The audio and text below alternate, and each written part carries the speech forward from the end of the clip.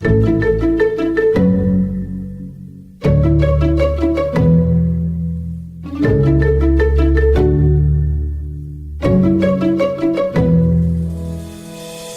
to Business Better, a podcast designed to help businesses navigate the new normal. I'm your host, John Wright. After serving nearly 15 years as Senior Vice President and General Counsel at Triumph Group Incorporated, a global aerospace component supplier, I'm now a member of the Securities and M&A groups at Ballard Spar, a national law firm with clients across industries and across the country. This episode is the first in our new Energy and Environment Review series, in which Ballard's energy and environmental lawyers will address the energy evolution driven by climate change, renewable energy innovation, electrification, and energy efficiency, as consumers, generators, and investors alike strive for a sustainable future. Today's episode features a discussion of the state of the offshore wind energy business in the U.S., including regulatory and environmental issues, developments under the Biden administration, and coming areas of opportunity for further development. Leading the discussion is Brendan Collins, a partner in Ballard's Philadelphia office, who is the practice leader of the firm's manufacturing group and an environmental lawyer who devotes his practice primarily to clients in the electric power sector and the oil and gas industry. Brendan's guest is Jennifer Simon Lento, General Counsel, Corporate Secretary, and Chief Compliance Officer at Vineyard Wind, a developer of one of the largest U.S. offshore wind projects. So with that, let's turn the episode over to Brendan and Jennifer. Hi, I'm Brendan Collins, and welcome to our podcast on the offshore wind energy business in the U.S. today. My guest is Jennifer Simon Lento, General Counsel of Vineyard Wind, which hopes to develop one of the first commercial-scale offshore wind projects in the U.S. Jennifer is also a Ballard Spar alumna, and we had the pleasure of working together for a number of years. Hello, Jennifer. Hello. Jennifer, can you start out our discussion today by just giving us some background on Vineyard Wind and the types of projects it is involved with? Sure, I'd be happy to. So Vineyard Wind is a joint venture between Avangrid Renewables, which is a U.S.-based developer and operator of primarily onshore wind projects, as well as some solar, and Copenhagen Infrastructure Partners, which is a Danish-based pension fund. So a couple of the funds under CIP are among our shareholders. So our company we were formed around 2017 or so, and we currently hold 2 lease areas in the offshore, in the outer continental shelf off the coast of Massachusetts, about 14 to 20 miles south of Martha's Vineyard. Those 2 lease areas we anticipate could hold up to 5 or 6 offshore wind projects. Currently, we are developing 2 of those projects that are contracted through a couple of state procurements where we were awarded contracts. The first one is what we're referring to as the Vineyard Wind 1 project. That one we were awarded a contract back in 2018, I think it was, before my tenure at Vineyard Wind began. So I apologize if I've got the year a little bit off, but at least that far back. We've been developing that lease area since 2017, when we submitted our application to the federal government for what they call the Construction and Operations Plan, the COP. And so that project will feature, we're contracted to provide 800 megawatts under 6 power purchase agreements, 2 each with Eversource, National Grid, and Unitil, which are all EDCs located in Massachusetts. We will be providing enough electricity under these power purchase agreements to supply about 400,000 residences. So it's a pretty big project right now, and it's in the iteration that we believe to be the final design. We expect that the project will involve 64 offshore wind turbines. We're contracted with GE, which is great. It's an American-based supplier to provide those turbines. Each of those turbines is about 13 plus megawatts. So they are very, very large. much larger than anything that you would see on land. The other project that we're developing is under contract in the state of Connecticut with two of the EDCs in Connecticut. We refer to that project as Park City Wind. And it will feature, it's also for about 804 megawatts worth of energy. It will interconnect into Massachusetts, but the electricity has been purchased by the EDCs that will benefit the ratepayers in Connecticut. That will involve, among other benefits for the ratepayers, a lot of redevelopment work in Bridgeport, which is an area that is ripe for redevelopment. So we're very excited to be part of that. And then we have another lease area that is not yet under contract, but it's the 522 lease area. So right now we're still just looking at that area, doing some initial geophysical work, figuring out what the wind speeds are out there and assessing what the options are. There are, a number of different states that have been issuing procurements and that are expected to issue new procurements. So, as those procurements come out, we will likely develop bids that feature projects in that additional lease area. And so what's the geographic range that Vineyard Wind is operating in or has leases in then? Sure. So our current lease areas are, as I mentioned, both located off the coast of Massachusetts, about 15 or 16 miles south of Martha's Vineyard. So the distance of those projects, just to give a little bit of, to kind of distinguish between what I think most people have heard about offshore wind.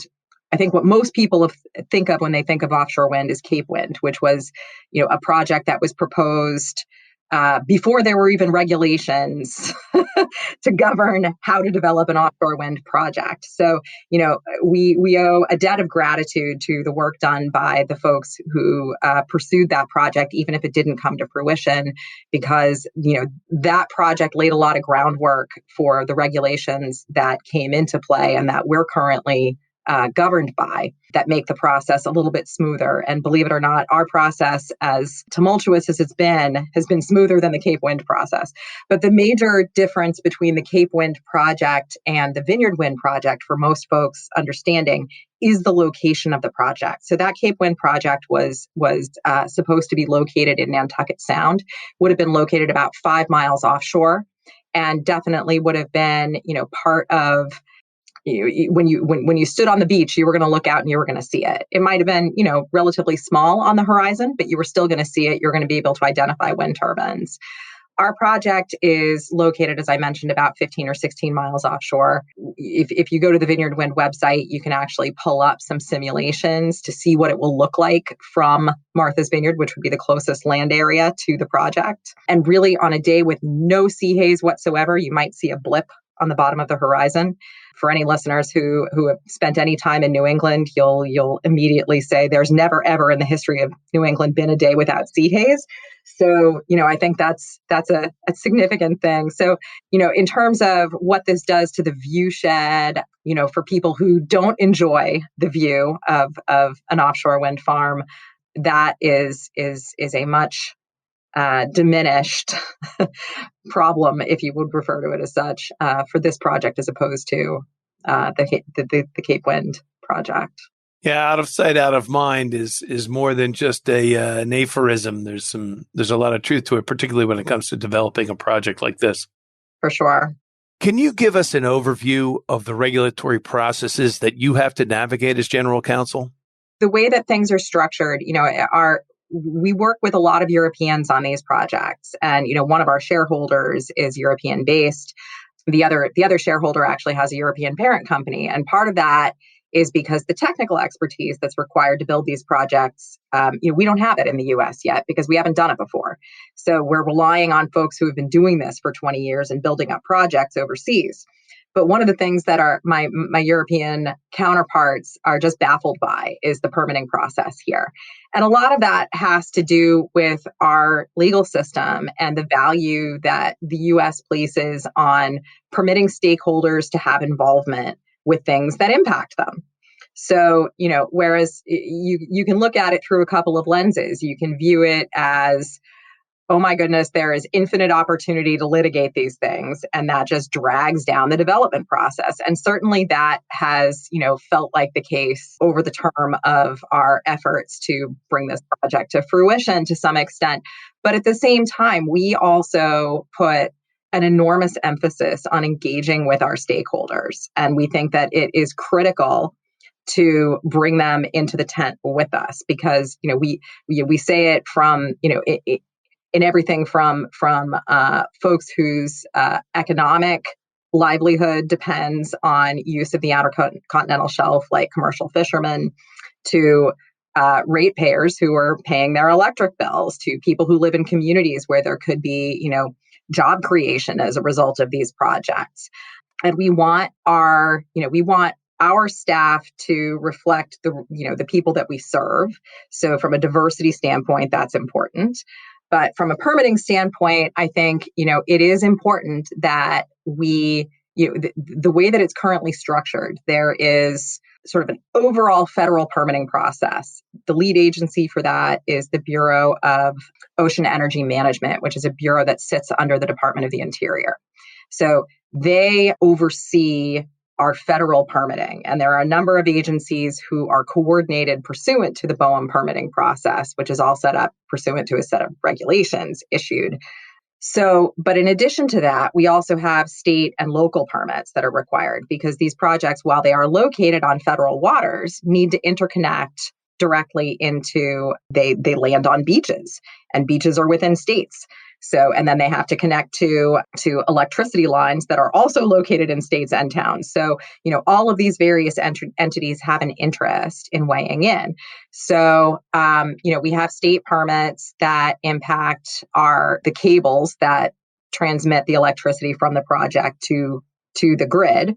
We have local permits to deal with things like the location of the onshore substation, where we've got landfall, where our operations and maintenance facilities are going to be located, where our laydown areas are going to be located. So, it's everything from zoning issues to, concerns about endangered species. So one of the critical issues for offshore wind on the Atlantic coast right now is consideration of the North Atlantic right whale, which is a deeply endangered whale species. There's only about 400 of them left, and they migrate up and down the eastern seaboard.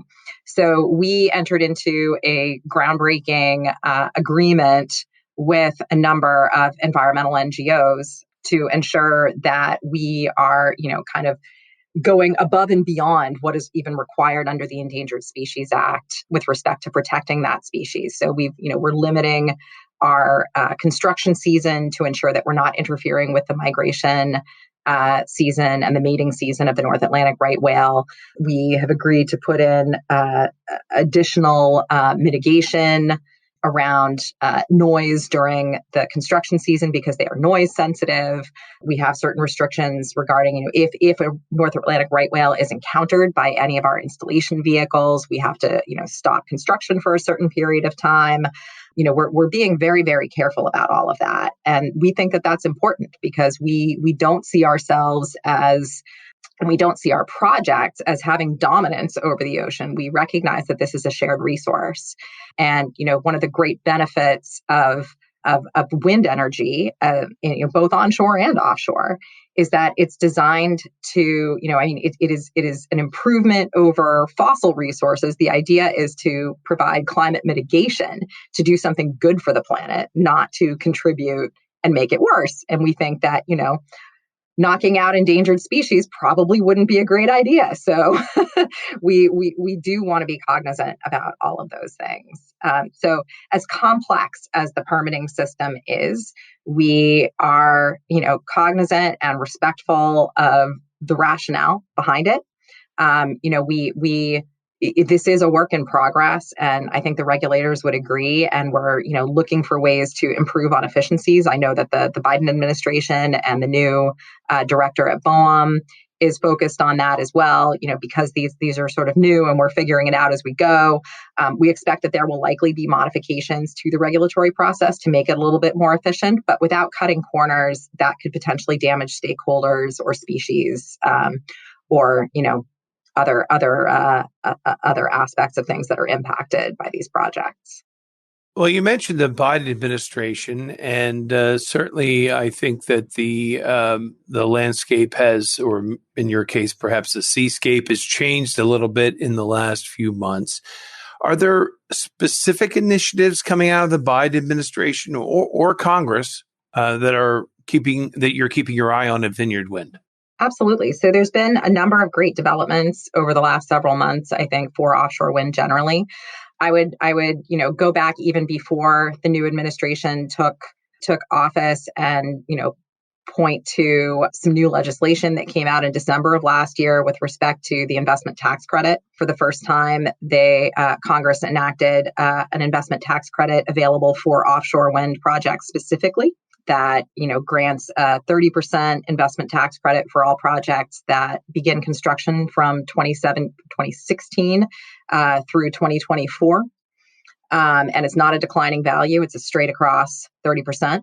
So that's a great boon for these projects and, working to make them financeable because they are very expensive infrastructure projects. On average, we're looking at these projects running about $3 billion per project. So it is a lot of money on the line. And, for US banks, I think particularly for a new technology, they need a little something to feel comfortable with it. So this is definitely something that helps, and we're very grateful to the folks who led that campaign in Congress to move that along. IRS also extended the safe harbor provision to make that tax credit possible. So it used to be a 4-year safe harbor. Now it's a 10-year safe harbor. Given the extended timelines on developing these projects, that was also a great win. So, even in Europe, where they've been building these projects for 25 years, the average length of time, and they have got a much, much more efficient permitting process, kind of more of a one-stop shop than we do. Those projects average 7 to 10 years from, nascence to COD. So, given it was pretty ambitious to try to get these projects done in a 4-year time frame in the U.S. So we are also grateful to IRS for hearing the industry's call to make the safe harbor something that was more tailored for what this industry requires to get off the ground, so to speak. With the incoming administration, of course, the Biden administration campaigned on and is putting a huge focus on climate mitigation. So offshore wind is a critical piece of that. I'm sure you're seeing it where you are as well, Brendan, but a lot of the old school base load fossil fuel plants are retiring, and we've got to find a way to replace them. And in order to do that in a clean way, we're looking towards renewable resources, but we need to find renewable resources that are both geographically accessible to demand areas. So for the East Coast of the United States, we have very congested grid. We have highly populated areas and not a lot of land mass available. So it's not like the West Coast where you can just throw up a gigantic solar farm. We don't have that resource, especially when it snows, and we don't have the land area to make that work. But what we do have is some of the best wind speeds and great shallow waters off the coast that really create, there are some, and I'm sure, folks who have followed wind have heard this applied to a variety of wind resources before, but it really is true that the East Coast of the United States is like the Saudi Arabia of wind. There's just spectacular winds out there. They blow all the time. And, the concerns about intermittency are greatly reduced when you've got this like constantly blowing wind out at sea. And you can place these very, very large turbines that can create enormous quantities of energy and bring them to demand centers like Boston, Massachusetts, like Cape Cod, like New York City, all of these large demand centers up and down the East Coast. It's kind of a perfect kismet. Yeah. And I think it's hard to appreciate the scale. I know that you mentioned revising your projects, and I know recently you revised your project by reducing the number of turbines because the turbines could be bigger and more productive. That's right. Yeah. And when I hear you talk about 13 megawatt turbines, I think of the landside wind farms where a 2 megawatt turbine is a very big turbine. Monster. Yeah. And now you have a 13 megawatt turbine, which certainly amplifies that capacity for production that is so important to the economics of these turbines, because they, as you said, have to go all the way down to the ocean floor, which, it's not that easy. That's right. That's right. Just to give a sense of the scale of these things, you can, in the turbine point from the end of the blade to the end of the other blade, you can essentially fit 2 football fields. I mean, these things are just massive. And one spin of the turbine is enough to supply the electricity for your house for a whole day. Wow. Just from one turbine. So they're very, very powerful. Now, a number of Atlantic coast states, keeping in your theme, is a very resource-rich area. A number of Atlantic coast states have been making strong moves. There have been moves in the state of New Jersey, which has a big program underway. We have wind farms down as far south as Virginia offshore, I believe. What do you see over the next 10 years as areas of opportunity? And maybe that's just the east coast of the U.S., and maybe we're bringing in other coastal areas as well. So the Biden administration, they recently issued some goals for what they want to do with offshore wind over the next really 10 to 20 years. And because these projects do have long development lines, they have a great opportunity to kind of set this industry off and running. Even if there aren't that many projects up and running by the end of a 4-year term, getting them rolling is a really good start, in part because the ability of this industry to really take hold in the U.S. will depend on having enough stability in the development process to give the manufacturing and supply chain partners reason to invest in building factories in the United States. So one of the things that I find so compelling about offshore wind in terms of the economic benefits that it can ultimately bring to the U.S., the U.S. has seen a significant decline in manufacturing facilities, and that's really hurt a lot of folks. Certainly we've seen it in steel manufacturing in Pennsylvania, where you are, and, in mining and all kinds of areas, and people have lost jobs over it. And the offshore wind industry presents a great opportunity to reinvest in our manufacturing sector. These projects, as I've noted, these structures are humongous. There is never going to be a good reason to import these structures from overseas if we can build them here. It's just always going to be cheaper to build them here.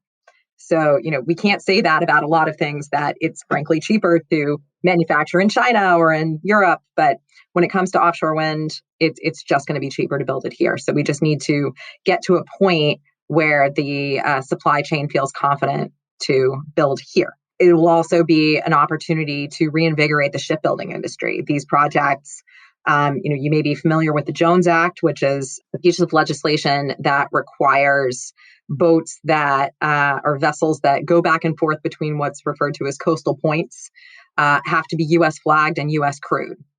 That's kind of a big simplification, but that's the baseline of it. And these projects, the installation vessels, the construction vessels, the jackup vessels, they're all European right now because we haven't had an industry here that's demanded them. One of our competitors has already begun to invest in developing, or rather building, one of these ships. And as this industry moves forward, we expect there to be a lot more vessels that are commissioned in the U.S., which we see as just another great opportunity for U.S. economic development. That's fantastic. There has been, a lot of, in addition to the maritime infrastructure, there's also a lot of short-time infrastructure, and this comes from the manufacturing that you mentioned. And New Jersey recently announced a large program of investment to begin to create that capacity in the mid-Atlantic states. What are you seeing happening up there in New England? Yeah. So, I mean, one of the pieces of, we were talking about state procurements the state procurements are largely to enter into power purchase agreements, but they tend to be issued by the state and they compel the EDCs to enter into these long-term energy supply agreements. The bids that are requested by the states nearly always require the bidding parties to accompany, like, it's not just about your project. It's also about what kind of economic development investments are you going to make in our state? How are you going to make things better on top of this? So Massachusetts is currently on the verge of issuing its third round of procurements. We expect to see, again, there will be an economic development requirement under that procurement.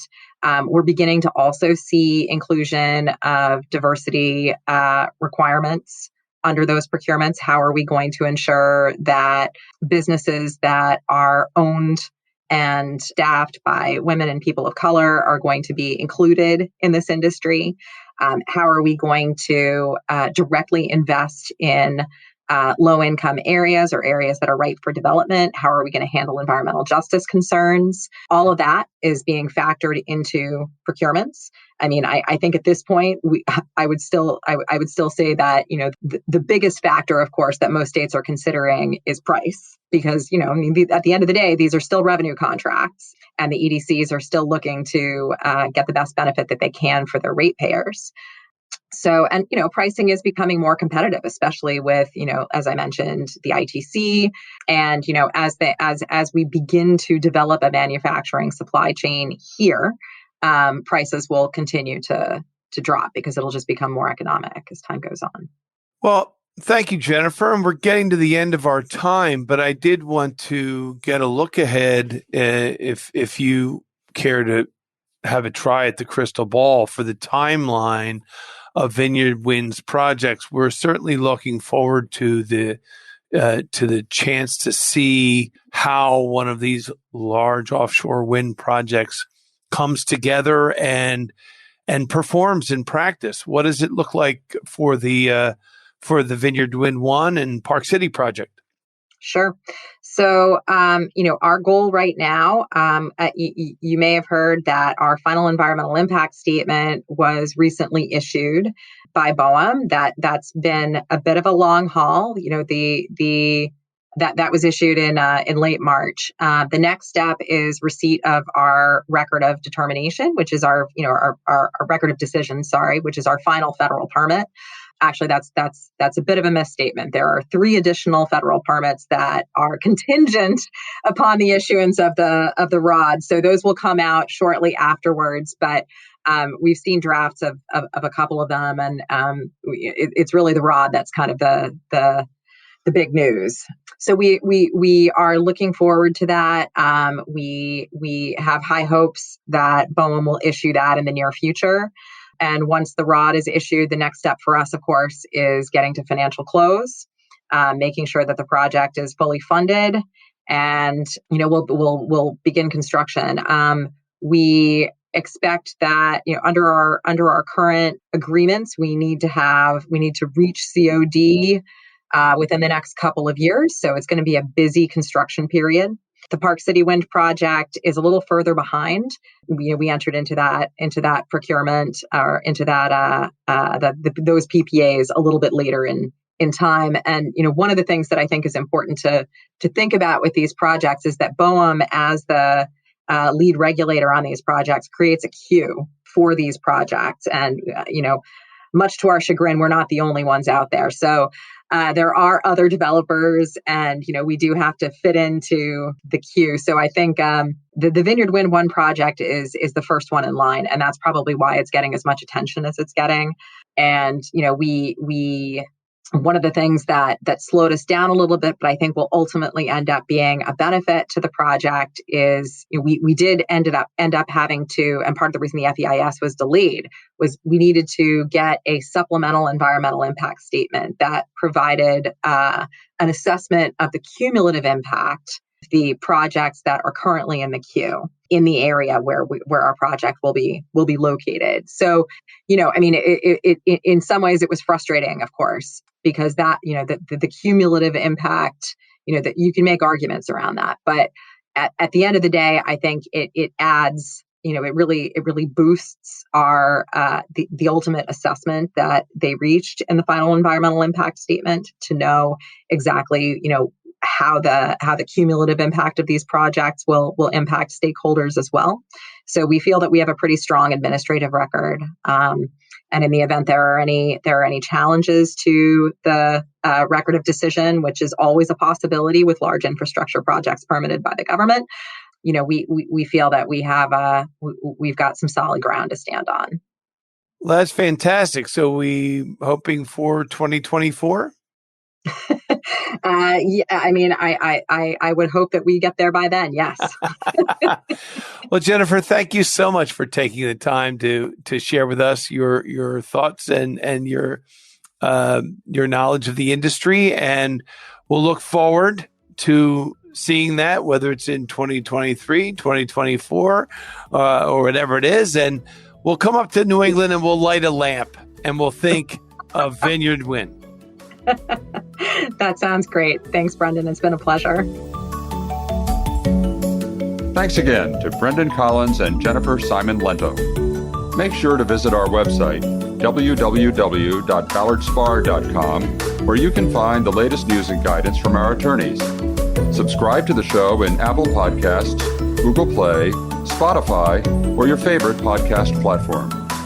If you have any questions or suggestions for the show, please email podcast@ballardspar.com. Stay tuned for a new episode coming soon. Thank you for listening.